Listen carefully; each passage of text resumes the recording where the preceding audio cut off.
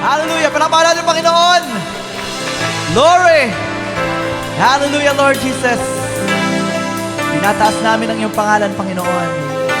Because you're worthy, Lord Jesus.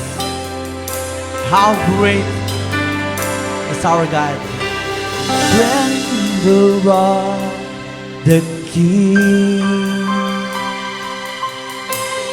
clothed in majesty, let all the earth rejoice, all the earth rejoice. He wraps himself in light, and darkness tries to hide, and trembles at his voice, and trembles at his voice. Now lift your voice. How great! Pwede ba natin itaas ating mga kamay sa Panginoon? So God, Sing with me, how great is our God. Yes. And all will see how great is our God. Hallelujah. Age to age is stand, and it's in the time is in his hands, beginning and the end, beginning and the end. The God that manifested in Father, Spirit, and Son, the Lion and the Lamb, the Lion and the Lamb. How great is our God! Sing with me, come on! sing with me. Yes! How great Our God is a great God! our God. And all will see how great, how great. One more time. Is our God. Oh, how great, how great is our God. Sing with me, how great is our God. And all will see how great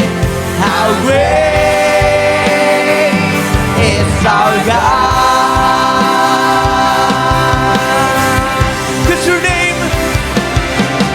'Cause your name above all names. Yes, Lord. And worthy of all praise. And my heart will sing how great is our God. 'Cause your name. Sa gabing ito, muli tayong dadako sa pag-aaral ng kanyang salita. We know the Bible is full of mysteries, but we know that in the last days, and in the days of the voice of the seventh angel, when it shall begin to sound, the mystery of God should be finished. So binabati ko muna kayo sa pangalan nating Panginoon, and it's good to be in the house of the Lord. Tayo nakapagpapatuloy dahil sa biyaya ng Panginoon. Hindi madali ang paglilingkod sa Diyos. Hindi ito sapilitan, kundi ito kailangan mula sa puso. And we are here because we love God. And we love His Word. Amen. So sa gabing ito, we'll speak about Daniel chapter 12. It's the last chapter of Daniel. And we know Daniel is a Hebrew prophet. And we know that there are mysteries that were revealed to Daniel. At nais nating silipin ito upang i-connect natin ang ating pananampalataya sa kung ano ang mga mangyayari sa huling panahon. Daniel is a prophetic book. And it's a prophetic utterance, and we'll be calling our subject for tonight, Shut Up the Words and Seal Up the Book. Habang tayo nakatayo, mababasa natin ito sa Daniel chapter 12 verse 4. God speaking to Daniel, "But thou, O Daniel, shut up the words, and seal the book, even to the time of the end. Many shall run to and fro, and knowledge shall be increased. Ang Diyos po magpala, magdagdag ng pagpapala sa pagbasa ng kanyang salita. So, bago tayo manalangin, we pose a question here. What were these words that were shut up in the days of Daniel? And what book was sealed? Sabi rito, sa huling panahon, hanggang sa ating panahon, ito ay mabubuksan para sa ating, amen, kapakinabangan ng bride ni Kristo. Amen. So tayo manalangin muli. Hallelujah. Oh Jesus, we are so thankful, Lord, for your love and kindness, for your mercy and grace to us, Lord. Di ka nagkulang, ikaw ay laging tapat, Panginoon. You're always there when we call upon you, Father. And so this evening, once again, we call upon your anointing, Lord God, upon your presence, that you may bless these words that we have read. We know that you have kept secret all things, Lord God, from the wise and prudent, but reveal them, Lord God, to babes as we learn. Help us, Lord, to be babes tonight and humble ourselves to you, Father, asking for revelation, for inspiration from these words. We know, Father God, that in the last days, all the mysteries will be fulfilled as you promised in our day. And we know, God, that ito'y tinago mo sa mata ng pantas at matatalino, subalit inihayag mo sa iyong nobya. At nawa, Panginoon, maging karapat. Dapat kami sa gabing ito, make us worthy to be partakers of this revelation as we, Lord God, know that the time is at hand of your coming. And we know that you're coming back for Israel as well. And Lord God, now you're calling out on your bride, the gentle bride, Father, and we know we're one of them, and we know that the rapture is soon to come, and all these things will be fulfilled in our day. So help us, Lord God, to open our eyes of understanding, and cleanse us of our own unrighteousness, and cleanse us of all our sins. And Lord God, may you just have mercy on us, Lord, tonight, as we dwell on this subject. Shut up the words and seal the book. Thank you, Lord God, sa iyong papuri, mauwi. And may the blessing be poured out upon your children. Ano man ang kanilang pangangailangan, I believe, Father God, secondary lamang ito. Ang una, Lord God, ay ang iyong salita, na ito ay mahayag sa amin. Because, Lord, heaven and earth shall pass away, but your word will never pass away. Thank you, Lord, sa iyong papurit pasalamat. In Jesus' name we pray. Amen. Amen. God bless you. You may be seated. So tayo po idadako sa Old Testament, because I believe Daniel is one of God's prophets na nakita natin ang hiwaga o ang himala sa buhay niya. He was thrown in a lion's den, right? At sa panahon na ito, it was a time of Nebuchadnezzar. It was the Babylonian Empire, and Daniel was one of the sages, and the 3 Hebrew children were with him also during this time. Umpisahan natin sa mga nakita ni Daniel, dahil Daniel saw an image. King Nebuchadnezzar had a dream and nobody could interpret it. And Daniel was there to not just interpret it but to guess what the king saw. Kasi hindi nga maalala nung hari kung ano ang nakita niya. Pero sabi ni Daniel, sa Daniel 2:31, as a backgrounder, sabi po rito, "Thou, O king, sawest, ito hari, ang nakita mo. Behold, a great image." Isang dakilang imahe ang nakita mo sa iyong panaginip. Sabi dito, "This great image, whose brightness was excellent, stood before thee, and the form thereof was terrible." Bakit kaya terrible ang nakita ni Daniel? Kasi meron pong mga bahagi ito na magkaiba-iba ang composition. Dahil yung ulo niya, the head was gold. Sabi niya, the image head was of fine gold. His breast, ang kanyang dibdib, at ang kanyang balikat, his arms of silver, his belly, ang kanyang tiyan, at ang kanyang hita, is brass, and his legs of iron, and his feet, part of iron and part of clay. So yun po ang nakita ni Daniel na napanaginipan ni Haring Nebuchadnezzar. And then, hindi nagtapos doon, sa verse 34, and then may nakita kang bato, sabi niya, "Thou sawest still that a stone was cut out without hands." Saan kaya galing ang bato na ito? Nasabi rito, ito ay pinutol, tinipak ng walang kamay, and then it smote the image upon his feet. Tinamaan ang imahe na ito sa kanyang paa, and that were of iron and clay, and break them to pieces. So kung baga, nagiba, nasira ang imahe nito dahil sa isang bato. Mga kapatid, na tumama sa paa. At dahil yung paa ay gawa sa iron and clay, so it was weak. You know, you cannot combine iron and clay. See, you can combine iron with iron, welding, probably iron with wood, but iron and clay, it's a weak composition. So kaya nung tumama ang bato, ay nagiba ito. See, and sabi rito, then was the iron, the clay, the brass, the silver, and the gold, lahat were broken to pieces together.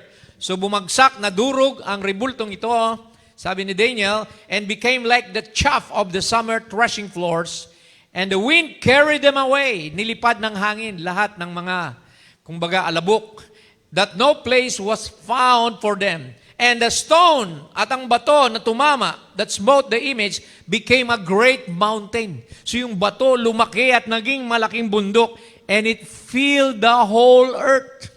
Ito po ay pumuno sa buong sangkalupaan. Ngayon, hindi nila alam kung ano ito. Subalit sa ating panahon, nahayag ito mga kapatid. Sa ating mensahero, nahayag ito that these were the kingdoms that were to come. Ayan po mga kapatid, yan po ang mga kingdoms. Number one, ang head of gold is Babylonian Empire. See, which was headed or ruled by King Nebuchadnezzar. That was his time. And then yung dibdib, the breast of silver, as we know, was Medo-Persian Empire under King Darius. Alam niyo yung King Darius sa panahon ng 539 to 331 BC, ito po yung gumapi sa mga Babylonian. Ginapi nila, na-conquer nila, and then alam natin itong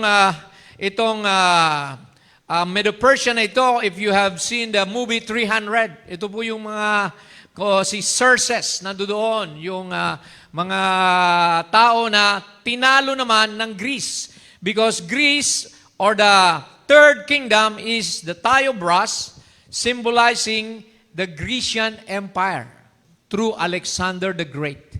So makikita natin doon si Spartacus o yung mga Greek heroes that they have in there, di ba? Yung mga kwento ng Odyssey and so on and so forth. So they were the ones who defeated the Medo-Persian. See, Persia is Iran right now. See? So sila ay isa sa mga matanyag na mga kaharian noon. Subalit, hindi nagtagal ang Griegong imperyo. Tinalo din ito ng Roma. Kaya yung paang bakal, ito ay simbolo ng Roma. Pagan Roman Empire under Emperor Nero. So ito yung panahon, mga kapatid, kung saan dumating ang ating Panginoong Jesucristo. Jesus Christ was born during the leg of iron, which is under the Roman Empire. Di po ba? Sino ba yung emperor noon? Si Julius Caesar. I think Pontius Pilate was a Roman prefect na siyang nag-sentensya sa ating Panginoon, right? Yan ay 146 BC hanggang 1453 AD.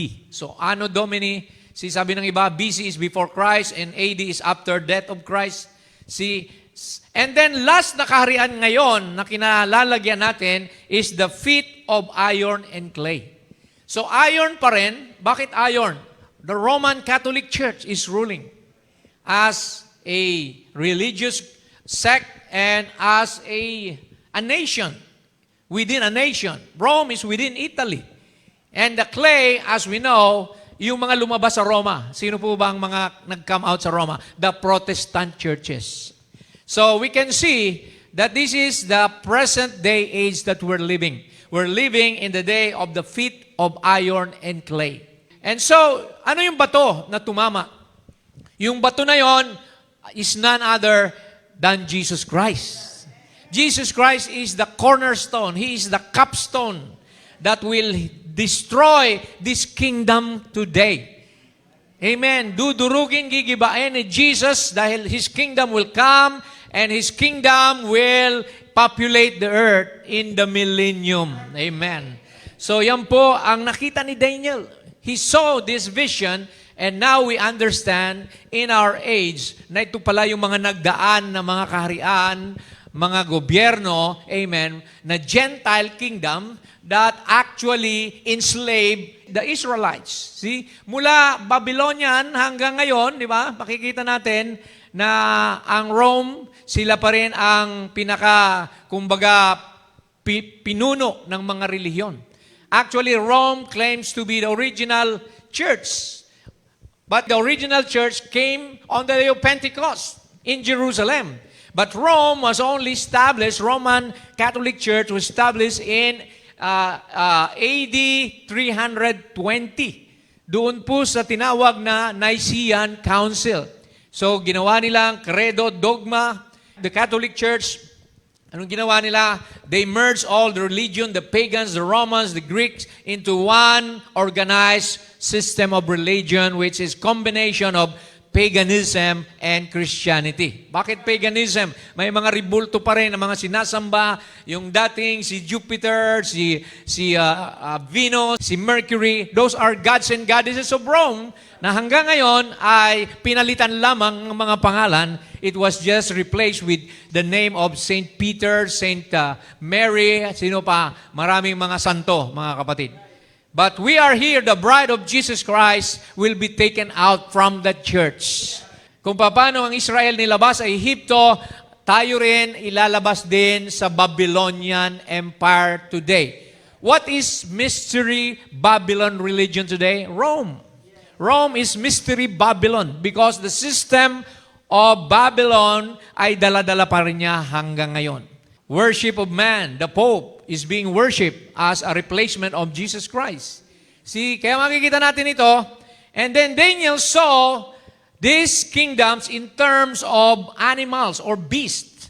Nakita niya rin ang apat na kaharian na ito in terms of ferocious beasts.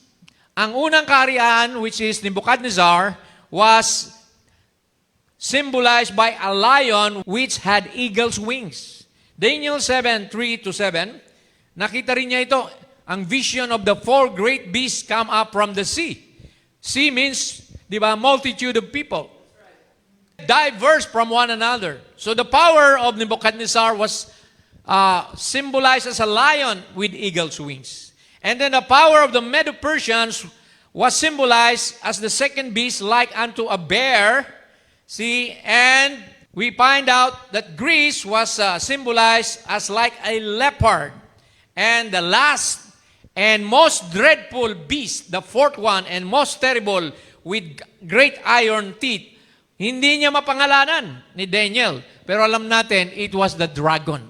See? Ang dragon ay galing yan sa langit na sinungkit yung 1/3 of the stars of heaven, yung angels. And that's Lucifer, as we know. His name is Satan, the devil, the dragon, the serpent. See, kaya po siya ngayon ang nag-rule sa mga religion ngayon na wala sa Word of God at hinaluan ng mga tradisyon, dogma at credo. So nakita po ito ni Daniel, mga kapatid. And so we're living in this day, in the last age, at nakita nga natin ito sa Revelation chapter 13. Di ba, Revelation 13, there was a beast that came out of the water. Di ba? At sabi roon, it was the first beast, and then another beast came out of the land, which is America. The beast that came out of the sea, which is multitude of people, is Rome. Amen. So kaya makikita natin, there will be a tandem in the last days of Rome and America to implement the mark of the beast. Nasabi roon, pasasambahin ng second beast ang mga tao doon sa first beast, the dragon. See? Kaya makikita natin na sa panahon natin dito papasok yung tinatawag na mark of the beast. So kaya ang mga Kristiyano ngayon, we are being called out. Come out of her, my people. Come out of Babylon. See, that you partake not of her sins and that you receive not of her plagues. So, lahat tayo ngayon, pinalalabas na sa sistema upang tayo ay sumalubong sa Panginoon as a pure bride of Christ, as the wise virgin, with the oil in their lamps, with the Holy Spirit baptism in each and every one of us. So we know that salvation is not by group, it's not by religion, it's an individual affair with Jesus. Dalawang natutulog, isa kukunin, isa iiwan. Dalawa na nandoon sa bukid, isa kukunin, isa iiwan. So napakahalagang makita natin to. Because Daniel spoke about it. At sundan natin mga kapatid sa unang-unang verse. Daniel 12 verse 1. Ang sabi rito, at the time, yung panahon na ito, shall Michael stand up, the great prince which standeth for the children of thy people. Bababa daw si Michael, ang dakilang prinsipe, at kanyang tatayuan, ililigtas ang mga anak ng Israel. Because God was talking to Daniel, thy people, these are not Gentiles, these are the Israelites. So wala tayo rito sa Daniel 12. I believe, sa Daniel 12, ito na yung pagpapakilala ni Jesus Christ sa mga Hudyo. Because remember, the Jews rejected Jesus Christ. Amen. They crucified Him. They were blinded for our sake, actually. Hindi nila ginusto yun, pero binulagan sila. Sabi ng Biblia, they were blinded in part until the fullness of the Gentile become in. So pag natapos ng Panginoon sa Gentile, mararapture na tayo. A Gentile bride will be taken and then Jesus will come back to the Jews. Ito yun. Mayroon tayong quotation na itong si Michael ay si Christ. Because Michael, the archangel, is the theophanic angel of the Lord. Kapag makipaglaban si Lord, si Michael, the archangel, ang gamit niya. Tingnan natin ang quotation sa beginning and ending of Gentile dispensation. Sabi ni Brother Branham, at that time, Michael shall stand, the great prince. Amen. Talking about Daniel 12:1. Michael was Christ, of course. Sabi niya, si Michael ay si Kristo who fought the angelic wars in heaven with the devil. Satan and Michael fought against each other. So yung pala mga kapatid, ang anointed angel ng Panginoon, si Michael, bababa. Gaya mga kapatid, nung nangyari sa panahon natin, may mighty angel na bumaba. Revelation 10. Ayan po. See? Now, this Michael will be Jesus Christ revealing Himself to the Jews during the tribulation period to call them back to the true atonement, the blood of Jesus Christ. Aalisin na sila sa mga dugo ng tupat kambing. Mawawala na yon, mga kapatid. They're planning to build a third temple para i-restore yung animal sacrifice. But I believe they will be taken out from that sacrifice by two prophets. Mamaya babasahin natin. At ibabalik sila kay Jesus Christ. And those two prophets will be Moses and Elijah. They were seen in Mount Transfiguration with Jesus Christ.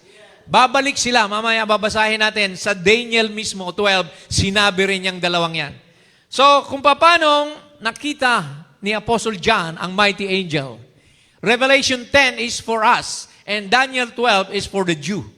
What was said in Revelation 10? Sabi roon, I saw a mighty angel came down, amen, dressed, clothed in a cloud. So, yung cloud nung 1963. See? At sabi roon, at iniapak niya yung kanyang kanang paa sa tubig, yung kaliwa sa lupa. He has an open book with him. 7 thunders utter their voices. Yun ang thunders na magdadala sa atin ng rapturing faith. Kaya nangyari yon 1963, ito ngayon ay mangyayari, I believe, during the tribulation period.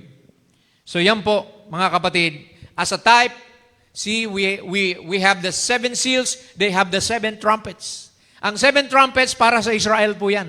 Pero ang 7 seals para sa bride. Amen. Kaya makikita natin, let's move on. Daniel 12:1b. And there shall be a time of trouble. Pagbaba ni Michael, magkakaroon ng kapighatian.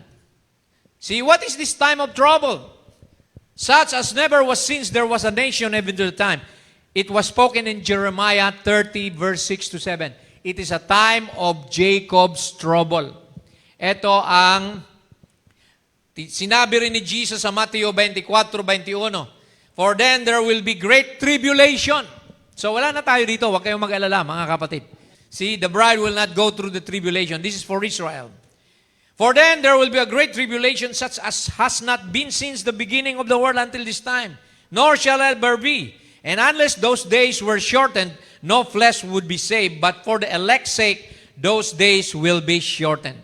Alam nyo, may dalawang klase ng elect. Merong elect sa Gentile, that's the bride of Christ, at may elect din sa Israel. That's the 144,000.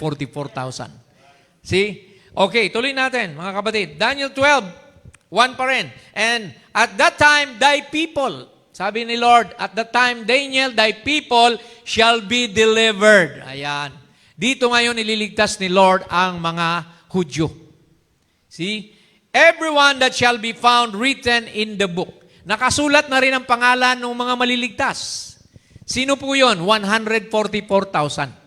So we are having a teaching tonight para maintindihan natin, mga kapatid, ang mga malalalim na hiwaga na magaganap sa mundo. Makikita natin sa Revelation 7, makikita natin dito that there was an angel having the seal of the living God. What is the seal of the living God? The Holy Spirit. Pag ikaw ay may Holy Spirit na, you are sealed until the day of your redemption. So, ang sabi nito, may anghel na may daladalang selyo. And then, sabi roon, hurt not the earth, neither the sea, nor the trees, till we have sealed the servants of our God in their foreheads. Sinong si selyohan sa panahon na ito ni Daniel? That's the 144,000. It was specifically spoken in verse 4. And I heard the number of them which were sealed. There were sealed 144,000. Now, these are all Jews of all the tribes of the children of Israel. Hindi ito mga Gentile. Hindi ito mga Jehovah Witnesses. Kasi Jehovah Witness, kiniklaim nila sila daw yung 144,000.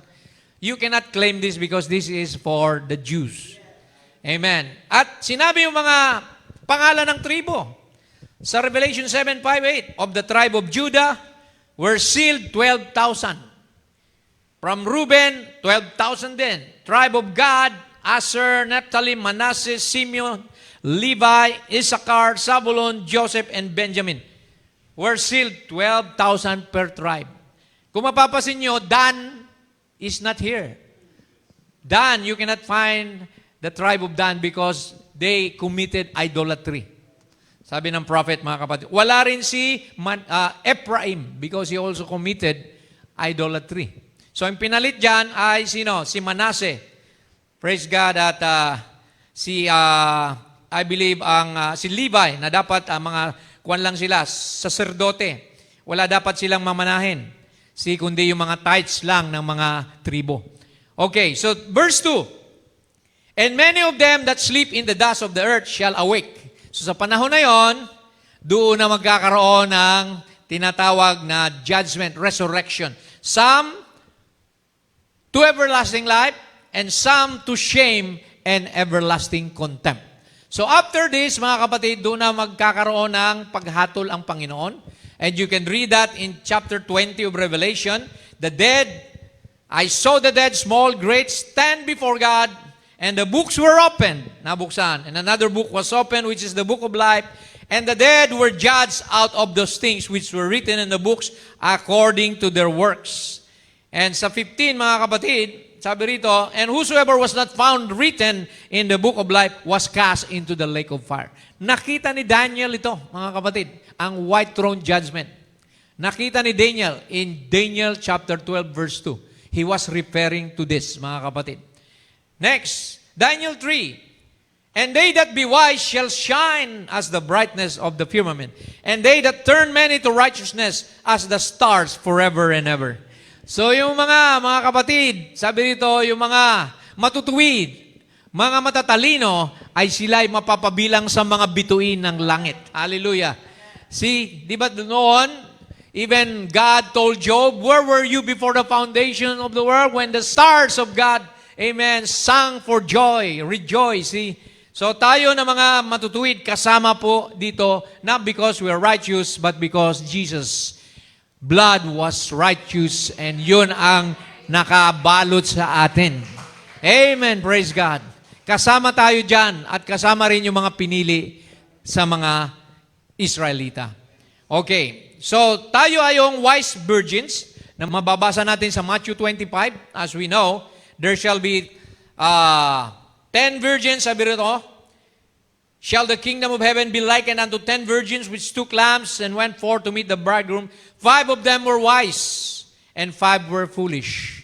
And the wise took oil in their vessels with their lamps. And the foolish said unto the wise, Give us of your oil, for our lamps are gone out. But we know, napag-iwanan ang foolish virgin.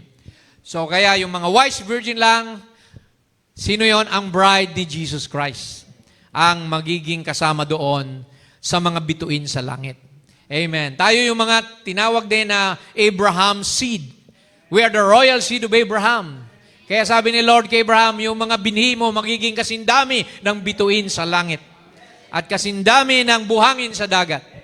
Praise the Lord. Tayo ay kasama dyan, mga kapatid.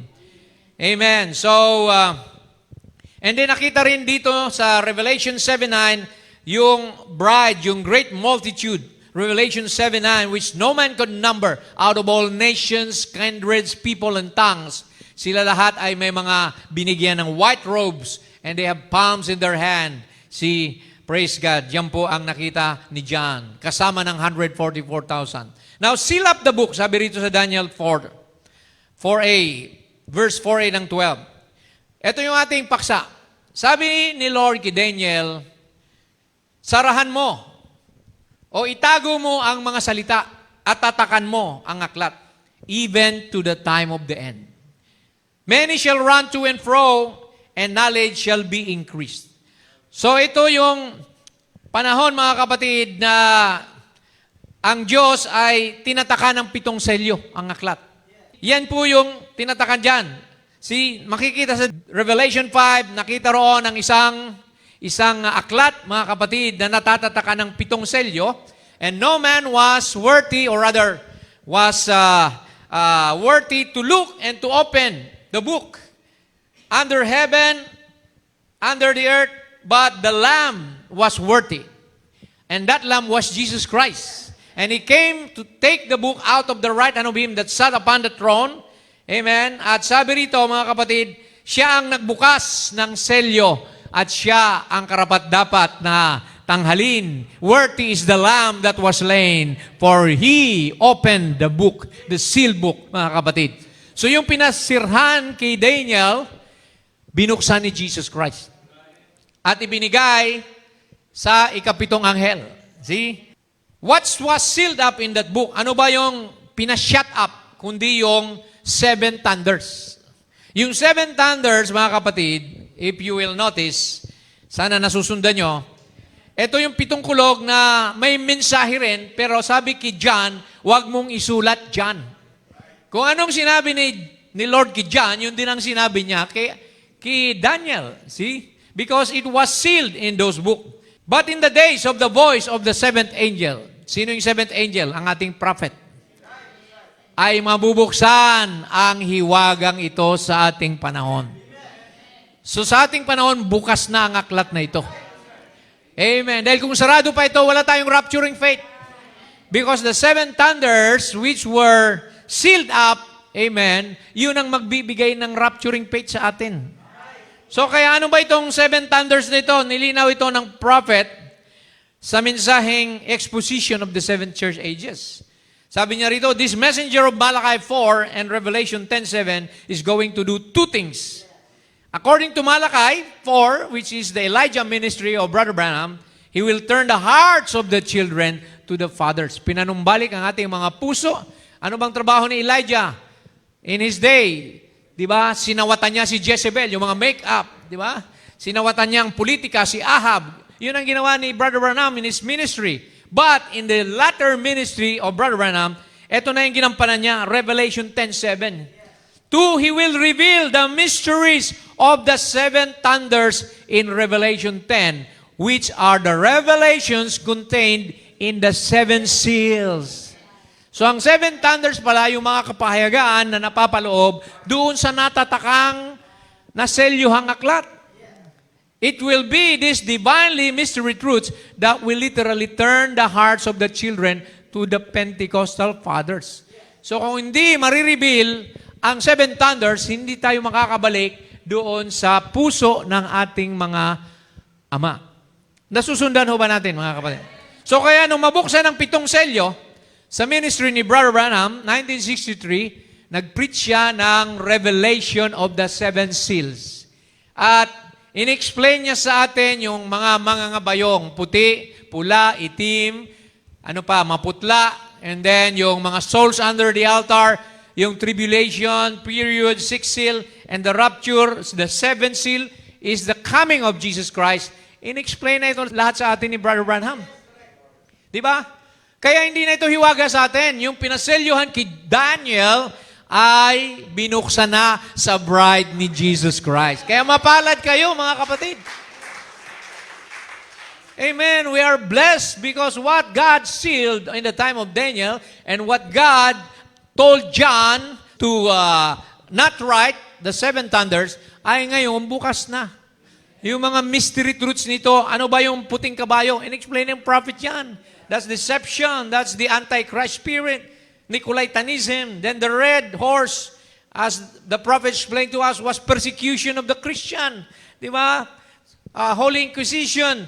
And then yung black horse is may timbangan, tinitimbang ang kaligtasan, binibenta yung mga novena sa panahon ng Rome, di ba? You have to pay money for those souls at the purgatory para sila maligtas. You have to, di ba, give your property. And then yung pale horse, ito yung panahon natin. Which the pale horse is the Antichrist. Nakasakay sa kabayo, di ba, kamatayan at nakasunod ang impyerno. Hindi lamang kamatayan na physical, kundi kamatayang spiritual pag tinanggap mo ang nakasakay sa kabayong yan, ang Antikristo. Amen. Lake of fire yan. And then the souls under the altar, fifth seal, alam natin, yan yung mga Hudyo na pinatay ni Hitler, Mussolini. Di ba? And then, tribulation, alam natin, yan ay magaganap after the rapture. And then, the seventh seal is the half hour of silence which will take place during the rapture sa ating panahon. Amen. Now, punta na tayo sa Daniel 12, verse 4. Many shall run to and fro, and knowledge shall be increased. Sabi ni Daniel, ang mga tao ay tatakbo pa paroon pa parito. Di ba ngayon nangyayari yan? Because of the increase in travel. Di ba? This is the most traveled generation due to the advancement in transportation system. Meron na tayong mga sasakyang panlupa, panghimpapawid, pandagat. So many will run to and fro sa ating panahon, the end time. And knowledge shall be increased. This generation would experience tremendous increase in knowledge due to technological advancement in computer and artificial intelligence. Di ba? Ngayon sa ating panahon, may AI na. Ito na yung tinasabi ni Daniel. Now, knowledge shall increase. Pero sabi rito, none of the wicked shall understand, but the wise shall understand. Amen. Walang makakaunawa sa mga wicked. Kahit pa mga theologian yan, pag-aralan nila, knowledge shall increase, pero hindi nila makikita ang tinago ng Diyos na para lamang sa mga pinili. Kaya nag-preach si Jesus Christ sa mga talinhaga upang hindi sila makaunawa, makarinig man, hindi nila maintindihan. Kaya sabi ni Lord, thank you, Father, for you have hid these things from the wise and prudent, but revealed to the bride of Christ, such as we learn. Amen? So, kaya makikita natin dito sa verse 5, nakita ni Daniel ang dalawa. May dalawang propeta na dumating. Then I, Daniel, look and behold, there stood other two. So, maliban doon kay Michael, the archangel na bumaba, may two pa raw. The one on this side of the bank of the river and the other side of the bank of the river. Sino ito? Ito yung two prophets of Revelation 11, verse 3 to 6. See, Moses and Elijah will come.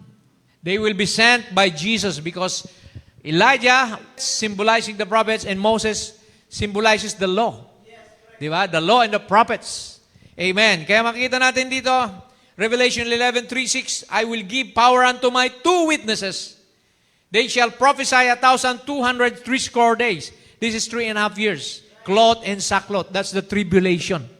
Yun ang panahon na papadala sila para sa bansang Israel upang tawagin ang 144,000. These are the two olive trees and the two candlesticks standing before the God of the earth. If any man will hurt them, fire proceeded out of their mouth, and devoureth their enemies, and if any man will hurt them, he must in this manner be killed. These have power to shut heaven, that it rain not in the days of their prophecy. Hindi umulan sa panahon ng kanilang ministeryo. Sino yon? Si Elijah. Pinasarang langit sa panahon ni Ahab. Ganon din dito, ipasasara sa tribulation na hindi uulan. Magkakaroon ng drought, magkakaroon ng kakulangan. Water, kakulangan sa tubig.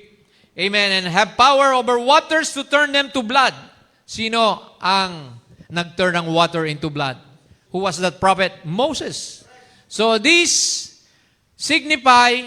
proves na ang dalawang ito ipapadala ng Panginoon sa Israel. Para hindi na sila ibalik sa law o sa prophets, kundi ipakilala na si Jesus Christ, the Messiah, ang kanilang Panginoon ay pinako nila sa krus ng Kalbaryo. Amen. And 144,000 will receive the message. Sabi ng prophet dito sa 70th week, now these two prophets, what will they do? It's Moses and Elijah. They will rise on the scene. They will tell those Jews their mistake. And out of that Jewish bunch that's there now to be the 144,000, God will call by these two prophets. What is it? The spirit of Elijah of this Gentile church.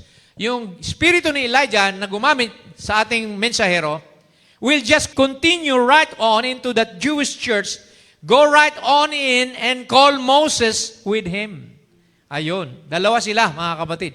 Because we know that the Israelites don't believe in pastors, in evangelists, in theologians. They will only believe their prophets. Kaya ang ipapadala sa kanila, propeta. Hindi lang isa, kundi dalawa. See, Moses with him. And he will preach the same message of Pentecost to those Jews. So if he preach nila yung Pentecostal message, you must be born again. You must repent, be baptized in the name of Jesus Christ for the remission of sin, and you shall receive the gift of the Holy Ghost. So ganun din ang mensahe nila. Kung anong mensahe sa atin, serpent seed, original sin, ipipreach din nila yan sa mga Hudyo. It will be the same Pentecostal message that these Jews will preach right over to them. And they will hate those Jews so bad till they will kill them. Sino yung magagalit? Yung one-world religion and one-world government during this time. Papatayin daw ang 144,000. They were hated by all nations, and papatayin din si Moses and Elijah. If you read in Revelation 11, see yung kanilang katawan ay ibabandera doon sa siyudad ng Jerusalem. And then after 3 days, mabubuhay sila, mga kapatid, at mararapture sila at makikita ng buong mundo, mga kapatid. Praise God. At yun na, mga kapatid, ang pinakadulo. Magkakaroon na ng paggunaw. America will be bombed by Russia. Vatican will be bombed by 10 communist country. Alam natin yon. 10 horns will burn the whore, and the whore, as we know, is mother of all harlots. See, alam natin yan, Catholicism and Protestantism, magkakaisa yan para i-persecute ang mga bride ni Jesus Christ na hindi sasali sa one-world religion and one-world government. But that time, the Lord will take us home, mga kapatid. Hindi na tayo magsasuffer ng tribulation. Aalisin tayo ng Panginoon kasi ang Diyos, amen, magiging tagapaghatol na. Ibabagsak na lahat ng salot. All the, we know, the vials, the 7 vials, lahat yun parusa sa mundo pagka wala ng bride sa tribulation. At ang maiiwan ng foolish virgin na sila'y mamamatay din because they have to die for their faith. Hindi sila magpapatatak ng 666, so they have to offer their life as a sacrifice. Amen. Now, 12:6 na tayo. Sabi sa Daniel 12:6, and one said to the man clothed in linen, which was upon the waters of the river, how long shall it be to the end of these wonders? Sino tong man clothed in linen? This is Jesus Christ. Because in the Bible, in Revelation 19:11, Jesus, sabi rito, He was riding a white horse, called faithful and true, to make war and judge. So ito na yung panahon na hahatulan na ni Jesus ang mga unbeliever. He will come, amen, and fight for Israel in a war called the Armageddon War. His flame, or rather his eyes, were as flame of fire, and on his head were many crowns. Sino ang nag-crown kay Jesus Christ? Ang bride. Amen. Habang tayo kinoronahan din doon sa palace during the rapture. He had a name written that no man knew but he himself. 13, and he was clothed with a vesture deep in blood, and his name is called the Word of God. And the word and the armies which were in heaven followed him upon white horses clothed in fine linen. Ito yon. Sinabi ni Daniel, fine linen, white and clean. And out of his mouth goeth a sharp sword, that with it he would smite the nation. He shall rule them with the rod of iron. Ito na yung bato na dumating. Mga kapatid, na nakita ni Daniel, nagugunaw sa lahat ng kaharian ng mundo upang itatag niya ang kanyang sariling kaharian. Amen. The King of Kings and the Lord of Lords. Amen. And he shall rule them with a rod of iron, and he treadeth the winepress of the fierceness and wrath of Almighty God. And he hath on his vesture and on his thigh a name written, King of Kings and Lord of Lords. So itong nakita ni Daniel, mga kapatid, ang bato na gumiba sa mga kaharian mula Babylonia, amen, Medo-Persia, and then Griego, and then Roma hanggang sa ating panahon. See, how many are happy na itatatag na ni Jesus ang kaharian niya sa lupa? Amen! Ang kasama niya ay yun lamang mga nagmamahal sa Kanya at namumuhay ng tapat. Sila lang ang makaka-enjoy ng immortal life, eternal life. Babalik tayo. Hindi na tayo mamamatay pa, hindi tayo mauhaw pa, magugutom, magkakasakit. Kundi tayong lahat ay mga kapatid, maghahari na kasama ni Kristo. We will rule this earth with the rod of iron. Amen. With Jesus Christ. Amen. Praise God. So yan po ang pabuya natin. Kaya, praise God, wag na tayong magpahinay-hinay pa o magpalamig-lamig pa, kundi tayong lahat ay magpakainit na sa paglilingkod sa Panginoon. Verse 7, malapit na tayo. And I heard a man clothed in linen, which was upon the waters of the river, when he held up his right hand and his left hand unto heaven, and swear by him that liveth forever, that it shall be a time, times, and a half. And when he shall have accomplished to scatter the power of the holy people, all these things shall be finished. So, ma-scatter daw po ang power ng bayang Israel because of, as we know, the Antichrist that will destroy. The abomination unto desolation na sinabi po sa Daniel, amen. Daniel, I believe Daniel 9, so on so forth. Amen. Now here, sabi ng prophet dito, ang Israel ay dadayain ng Roma. Sa ngayon, ang Rome ang may hawak ng mga ginto. And what they don't have are the bonds and the money. Sino meron yan? Ang mga Hudyo. Especially in Wall Street, the American Jews holds the bonds and the financial system. Pero ang sabi niya rito, in the meantime, Rome has acquired nearly all the supplies of gold. The Jews have the bonds and all the paper. Sa mensaheng 7th Church Age. At the right time, sa takdang panahon, the harlot, which we know the harlot is a woman, that's a prostitute, and that's the Roman Church, will destroy the present-day money system. Sisirain ng Roma ang pananalapi na perang papel, and by calling in all the paper and demanding gold. Hihilingin nila gold barter na tayo ngayon. Wala nang pera, wala nang silbi. Kaya nga tumataas ang ginto ngayon eh. Kasi darating ang time na bartering na ng gold uli. Wala nang pera, nasa digital currency na halos, bitcoins and things like that, GCash, Maya, ginagawa ng digital ang monetary system because they can control all the people. Pag wala ng cash, pag ayaw kang pag-withdrawin, i-close yung account mo. Diba? I-hold nila. See, kaya makikita natin, they will demand gold. With no gold, the system falls. So, walang ginto ang Israel. See, the Jews will be trapped. Ayan, mismo sabi ni Brother Branham. And come into the alliance. Sasali sila sa one world government. And the harlot church, which will take over the whole world. So, it's not communism that will take over the whole world. It is Vatican. It is Rome, mga kapatid. Because siya ang huling imperyo. Amen. The last kingdom is iron and clay.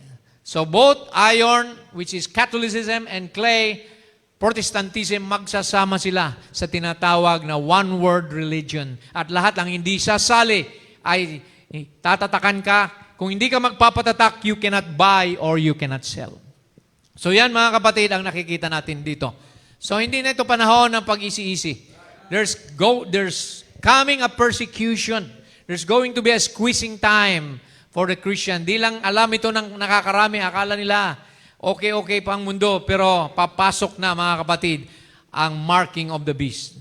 But praise God, sabi rito ni Daniel, verse 10, 8-10, I heard but I understood not. Buti pa kayo, naunawaan ninyo. Pero si Daniel, sabi niya, napakinggan ko pero hindi ko naunawaan. Then said I, O my Lord, what shall be the end of these things?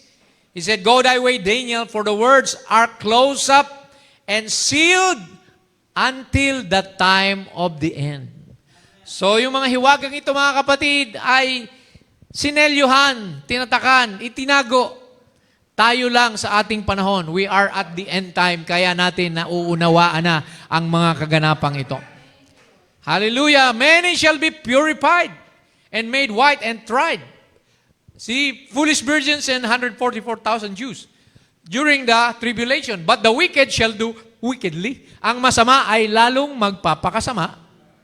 And none of the wicked shall understand, but the wise shall understand. Are you a wise? Or are you a foolish or wicked? Doon tayo sa wise virgin, mga kapatid. See, we understand all these things. Di lang tayo pumupunta sa church without knowledge of these things. Di lang tayo nagpipraise and worship, umaawit dito. Kailangan alam nyo rin ang propesiya na magaganap sa huling panahon. Na kailangan makapaghanda ka. Amen. See, just like Sodom and Gomorrah, see, pinaulanan ng apoy at magkakaroon ng pag-ulan ng apoy. Amen, sa tribulation period. At sila lang na nakahanda ang makakatakas gaya ni Lot at ng kanyang dalawang anak na babae. See, praise God. 11 na tayo. From the time that the daily sacrifice shall be taken away, and the abomination that maketh desolate set up, see, there shall be 1,290 days.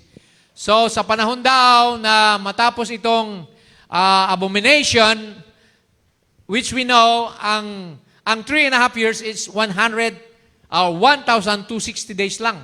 Pero ang tinutukoy dito, 1,290 days. So, meaning to say, 1,260 plus 30 days is 1,260.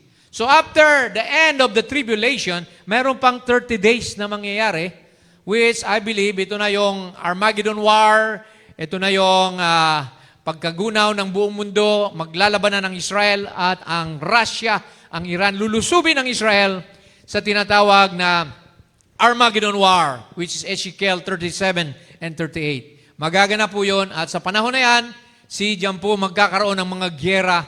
At sa verse 12, last verse, Blessed is he. Mapala daw yung aabot sa 1,335 days. Blessed is he that waiteth and cometh to the 1,305 and 30 days. So, as I mentioned, 1,620 is 3.5 years. So, may 30 days pa, may 45 days pa after that na maghihintay bago dumating ang millennial reign. Bago dumating, mga kapatid, ang rest, ang 1,000 years of rest. So, may 75 days, mga kapatid, na matitira after tribulation, na doon po, mga kapatid, magaganap ang tinatawag na katapusan ng mundo. And there will be fires, amen, lilipad ang mga missiles, pakakawalan na lahat ng mga torpedo, nuclear weapon will burn the whole earth, and then the millennium will usher where the righteous shall walk upon the ashes of the wicked. So, yun po mga kapatid ang mangyayari. Kaya ito po ang last verse ng Daniel. Kaya we know that pinakita sa atin ni Daniel ang mga magaganap in the future.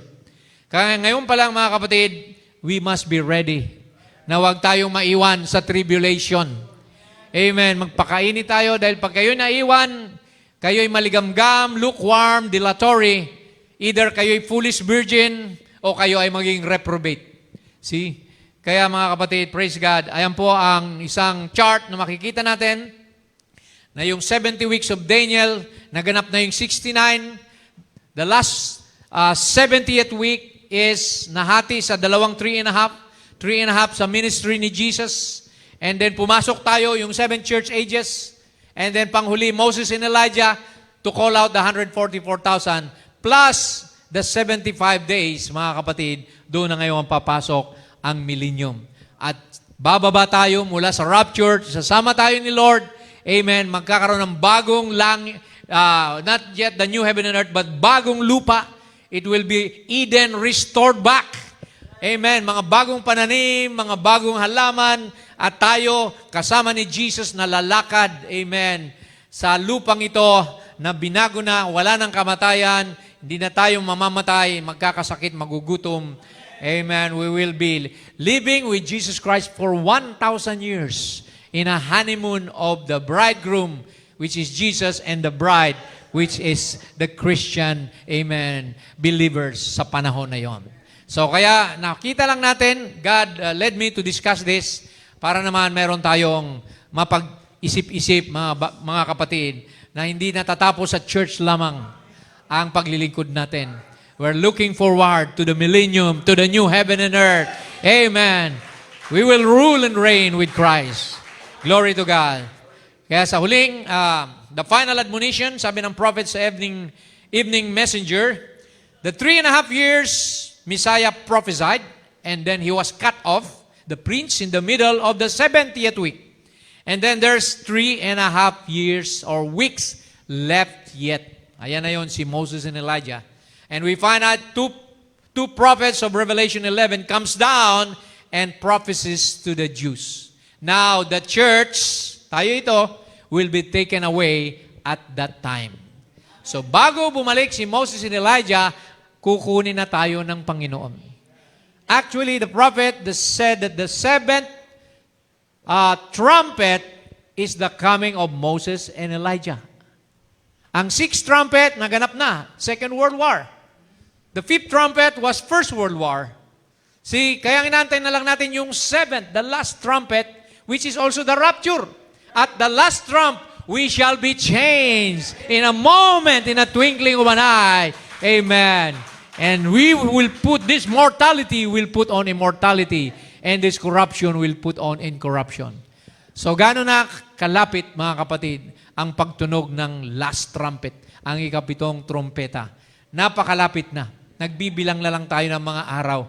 Uuwi na tayo sa presensya ng Panginoon. We'll go home to the palace, in the mansion prepared for you by Jesus before the foundation of the world. At sasabihin sa atin, mga kapatid, kapag kayo nagpatuloy, naging tapat sa Kanya, sasabihin niya, enter into the joy of your Lord, my good and faithful servant.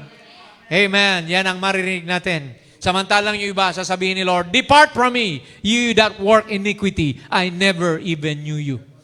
Amen. Kaya saan tayo, mga kapatid? Amen. Doon tayo sa faithful and true. Doon tayo, mga kapatid, sa mga masigasig, matapat na naglilingkod. Ano man ang problema sa buhay, ano man ang pinagdadaanan nyo, mga pagsubok, hindi dapat natin, amen, gawing excuse yan para hindi tayo makapagpatuloy. Dahil napakalapit na. Napakalapit nang bumalik ni Lord para sa bride at then babalik din siya sa bayang Israel. Amen. So God bless you sa gabing ito at sana po ay nakita natin ang ating sarili na ang Israel ay binulagan. Israel was blinded for a season for us to be able to come in to grace. You know, the 7 church ages, ito yung Gentile grace dispensation.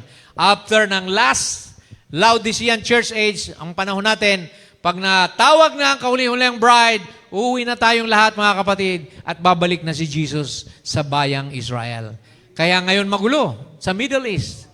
Di ba? Sabi ni Lord, sa aking pagbabalik, amen, makakarinig kayo ng alingaw-ngaw ng mga digmaan, ng mga lindol, di ba? Grabe sa Venezuela, sa Jensan, di ba? Intensity 7 plus, see? Sabi niya, makakarinig kayo ng mga alingaw-ngaw, wars of rumors of wars, pestilences, yung mga COVID na yan, and then earthquakes, and sabi niya, lift up your head for your redemption, draw it nigh. Amen. Tumayo tayo, palakpakan natin ang Panginoon sa ating buhay. We thank God. Umawi tayo ng isang awitin, mga kapatid.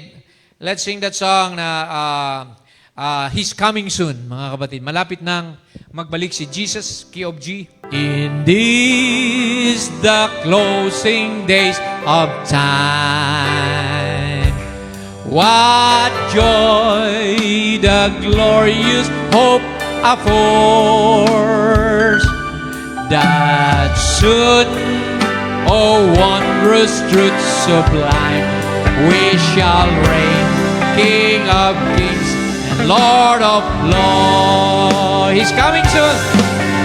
He's coming soon. He's coming soon. With joy we welcome His returning. It may be morn, it may be night or noon, we know He's coming soon. The signs around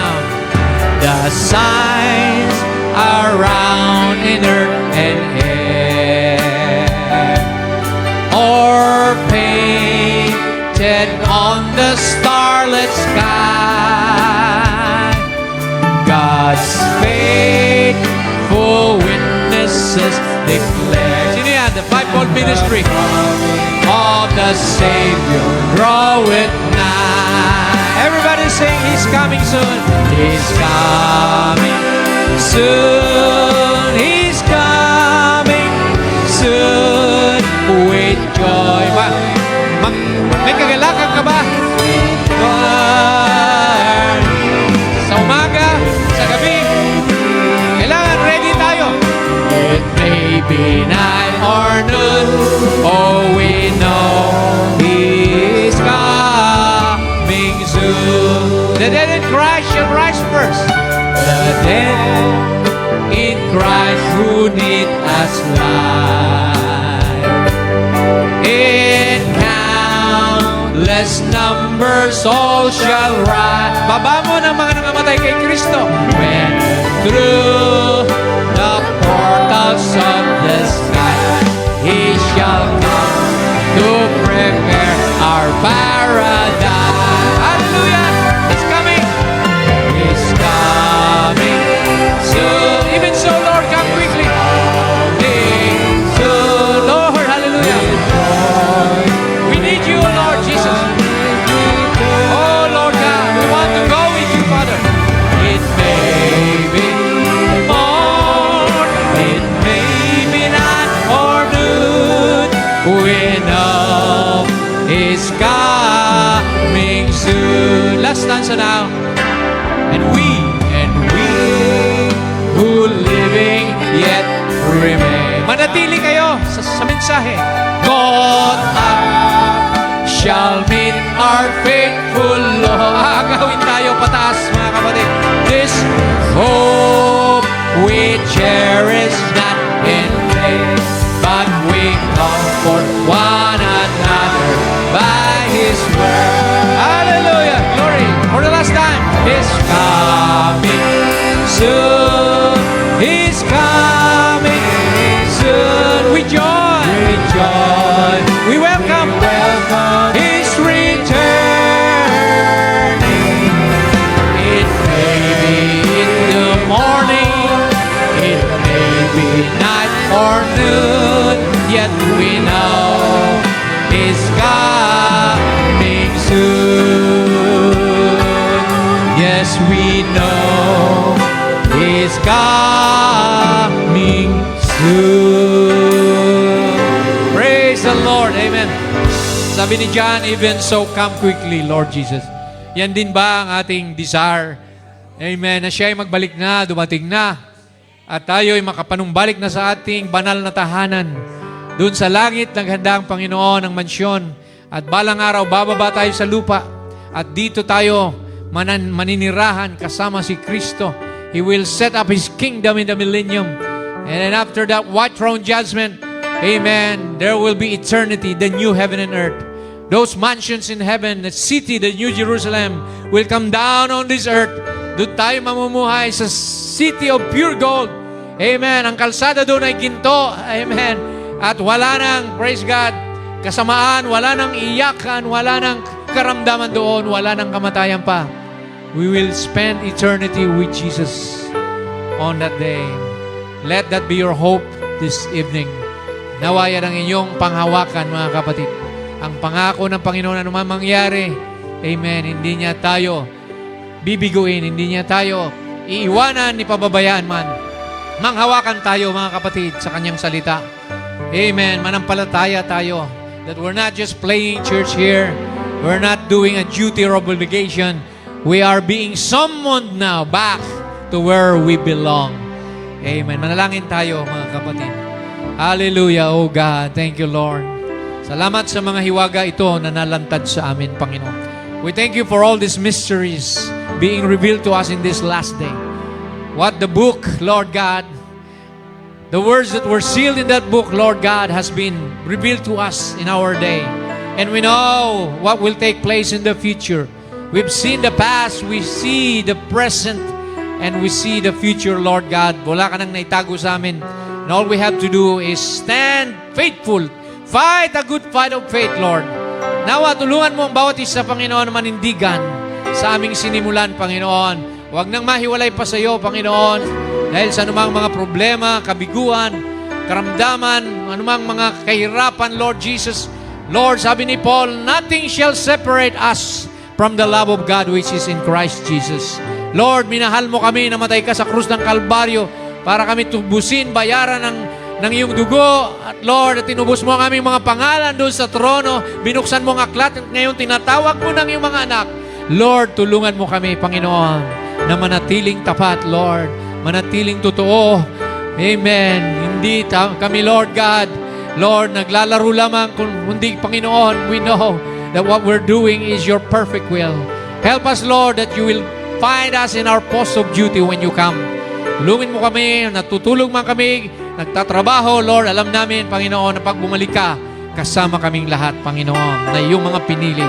Thank you, Lord God. This is our desire. This is our hope. This is our hope of glory, Lord God. Christ in us, the Holy Spirit. Thank you, Jesus. Salamat sa mga, Lord God, malalalim na mga, Lord God, pananalitang ito. At nawa, Panginoon, naging simple ito dahil, Lord God, nabuksan na ito sa amin in the days of the voice of the seventh angel. Thank you, Lord. Bless your people once again, Father God. Lord, sa aming pag-uwi, samahan mo kami, Lord, with this desire, Lord God, to be even more closer with you. Walk closer, Father, sa kapiling mo, Panginoon, dahil alam namin na ang mundo, wala nang saysay, Lord, wala nang may papangako sa amin na kabutihan ang mundong ito. We know that this world will pass away and a new heaven and earth will replace it. Thank you, Lord God, that you have shown us how to be qualified, to be worthy, to be able to enter into that place. Thank you, Lord. Alam ko, kukunti lang ang mga pinili mo, Lord God, as it was in the days of Noah. 8, so shall it be in the coming of the Son of Man. Lord, help us to be one of those, Lord God, na nanindigan para sa iyong banal na salita. Thank you, Lord. As we go home, separate our ways.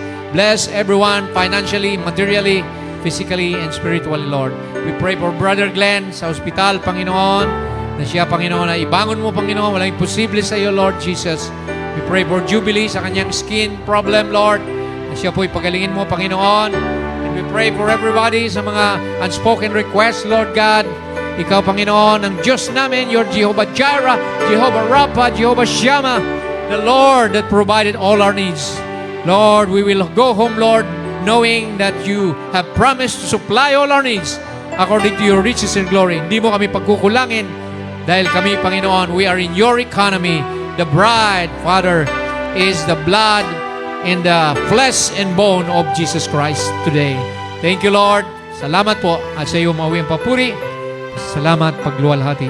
In the most precious name of your Son, be glorified tonight in the name of Jesus. And the bride says, Amen. Amen and amen. Hallelujah. God bless you. Amen. At tapos natin ang gawain sa awitin ang sabi ng The Lion Hath Prevailed. Ayan, kumbaga related to dun sa topic. Kaya medyo solemn siya, kaya nagkamayan na tayo, mga kapatid. So let's feel the presence of the Lord. Amen. Amen. At yung sinasabi ng lyrics na ito. Amen.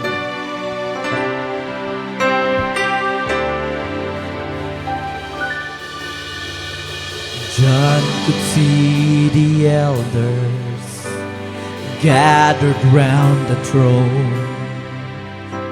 He saw the book on his right hand, close and unknown.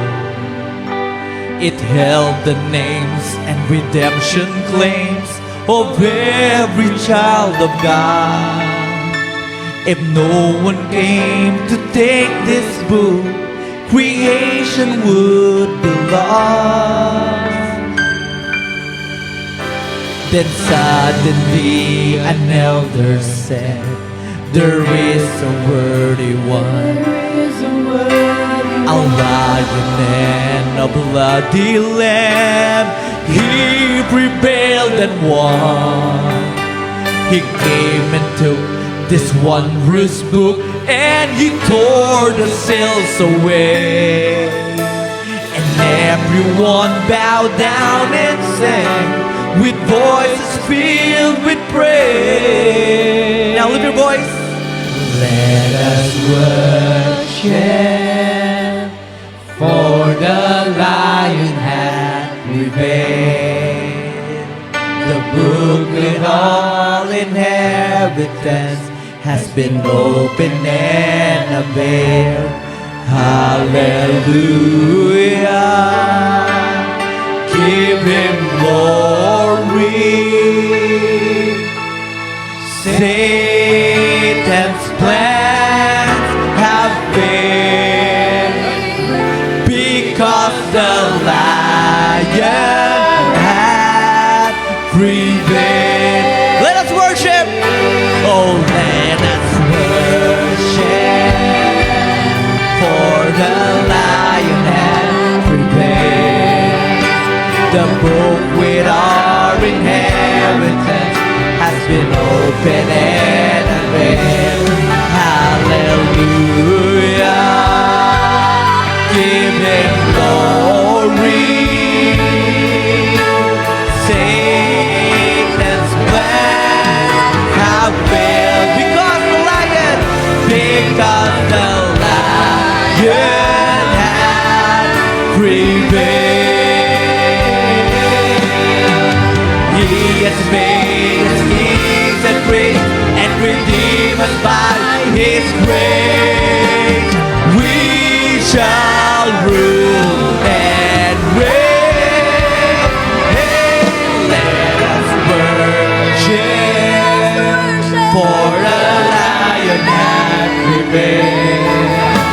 The book with our inheritance has been opened and unveiled. Hallelujah. Give him glory. We give you glory. Satan's plans have failed because the Lion hath prevailed. The Lion hath prevailed. The Lion hath prevailed. Jesus hath prevailed. Praise the Lord! Tapos na ba ating gawain? God bless you everyone. Amen.